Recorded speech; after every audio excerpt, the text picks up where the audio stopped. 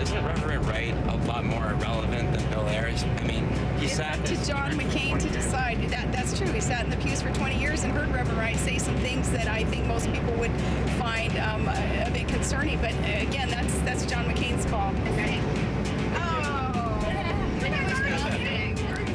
Governor Sarah Palin on her plane today actually answering some questions from reporters, one of them about Reverend Jeremiah Wright. Now, Palin says she hasn't brought up Barack Obama's former pastor with John McCain. McCain has made it clear the Wright topic is off limits. Some Republicans are all but pleading with him to bring it up, saying Obama's association with Wright is fair game and perhaps a big chance to turn the campaign around.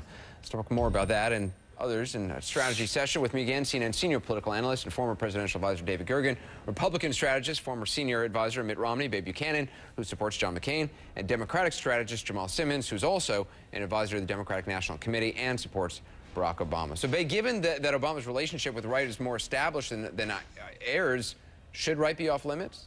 I don't think Wright should be off limits. No, I think it's very legitimate. It goes to character. It goes to who is Barack Obama. American people have a right to have some better feeling of this since he is so new to the political scene. And so, yes, it's a very legitimate issue, and I think it should be playing out there.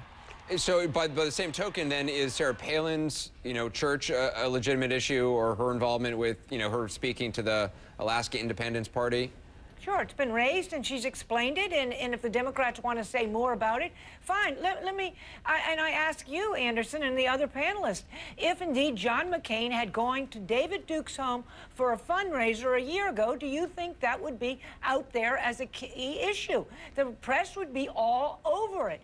These are legitimate. It goes to your judgment on who you are, who you associate with, basically gives some indication of who you are yourself. Well, Jamal, I'll let you take that question. Obviously, the comparison between David Duke and Reverend Wright is probably something you'll take issue with. Well, I'm not going to get into comparing and contrasting David Duke and Reverend Wright, but I will say this. I think if we found out, like we did, it pains me to say this, but perhaps Hillary Clinton did Barack Obama a favor in the primary by pulling this Band-Aid off of this wound and exposing it so that it could heal a little bit by the time we got to the fall.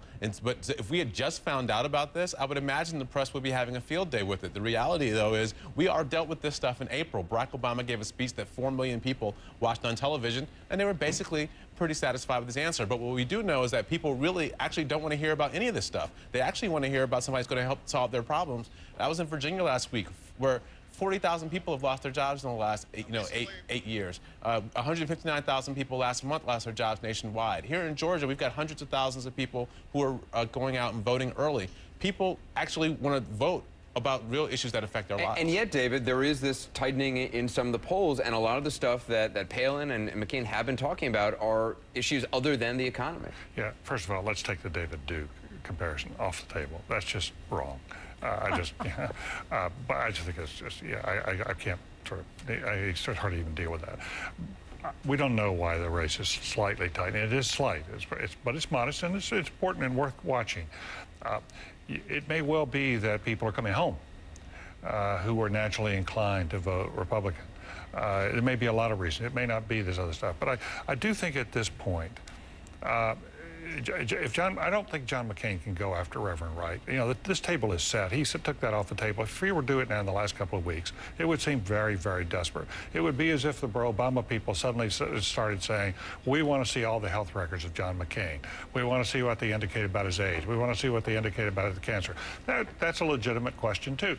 But it's too late now to raise those questions, and I think it ought to be now on about the big mega issues of our time. We're facing mammoth problems as a country. The next president's going to have to deal with huge problems, and the public wants to know, what kind of president are you going to be? The temperament question is far more important than these questions about right or health records or. Do you think in the next coming days? I mean, there's now this talking point about what if the liberals take over the House, the Senate, and the White House? Joe Johnson's going to be looking at this later on in the program. That's something the Republicans are going to be talking about, you think, a lot in the coming days? Well, I think they may be, and I do find there's a concern about it. I met with a couple of groups here in New York today, so included both Republicans and Democrats, and I found among Republicans it was eating away at them. It was a big concern. But what the surprise was that Alex Castellanos and Bill Bennett both thought in the debate that McCain ought to raise it. this weekend. He didn't. He let it go. Rick Davis mentioned it right after the debate, talking to Will Blitzer, but we'll see if it comes up. David Gergen, we got to leave it there. I'm sorry. Babe Buchanan, Jamal Simmons, always great to have you on. Thank you. Thank you. Just ahead, more on what happens if the Democrats end up sweeping the election. Also,